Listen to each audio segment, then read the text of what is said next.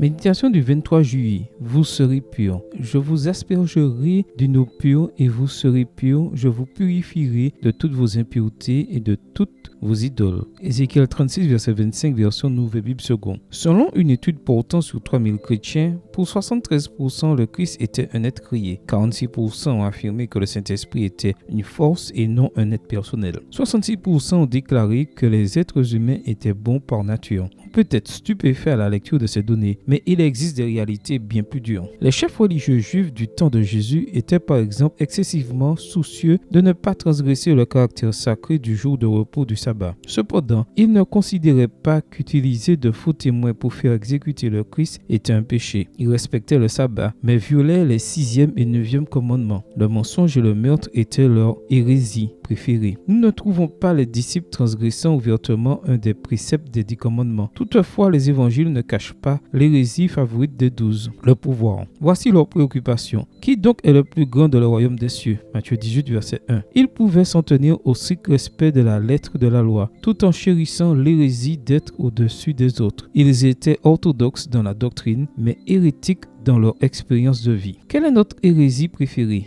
Quelle est notre interprétation privée d'un péché clairement décrit dans la Bible et que nous commettons parce que nous ne le considérons pas comme une mauvaise chose, compte tenu de notre situation. Dans mon livre préféré d'Ellen White vers Jésus, elle aborde ce thème comme ceci. Mais quelques insignifiants que puisse paraître tel ou tel péché à nos propres yeux, il n'est jamais petit aux yeux de Dieu. Le jugement de l'homme est partial, imparfait, tandis que le Seigneur estime toutes choses à leur juste valeur. L'ivrogne est regardé avec mépris. On lui déclare que son péché l'exclura du royaume des cieux, mais on est souvent moins sévère envers l'orgueilleux, l'égoïste et l'envieux. Il n'y a que seul moyen d'éradiquer cette hérésie, ce péché favori de nos vies, en permettant à Dieu d'accomplir cette promesse en nous. Je vous aspergerai d'une eau pure et vous serez purs. Je vous purifierai de toutes vos impuretés et de toutes vos idoles. Seule l'eau purificatrice du Seigneur peut éradiquer de nous ces péchés que nous chérissons. Amen. Bonne journée à vous et que le Seigneur vous bénisse.